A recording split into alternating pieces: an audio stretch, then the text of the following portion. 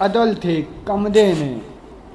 गौस वली ते कुतुब अबदाल सारे ओदे कहर दे लाट जदों नज़र आवे भुल जांदे ने माजी ते हाल सारे। असां खुबे गुनाह दे खोबियां विच थां थां खिलड़े शैतान दे जाल सारे। नूर अहमद जे रब दा फजल होया गम देने ने उस टाल सारे। तू बुलावें ते जना समेत आवन रुख तेरे बुलानो जानदे ने। तेनू वेख के पढ़न दरूद कलमे पत्थर तेरी शान नो जानदे ने।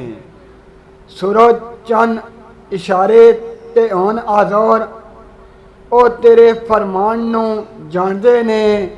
बुत क्यों ना जुरन सिराज कदमी बुत क्यों ना गिरन सिराज कदमी शाह दो जहान नू जानदे ने। मौसम अजीम तेरे एहसान बेहद तो इंसानियत अशरफ वंडा छड़िया। अरबी ना अजमी करेशी ना अबशी गोरे काले दा फर्क मटा छड़िया।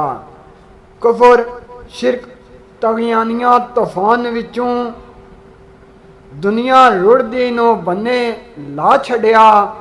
बुली हुई सिराज मखलूक ताईं अपने हालक दा बूआ विखा छड़िया।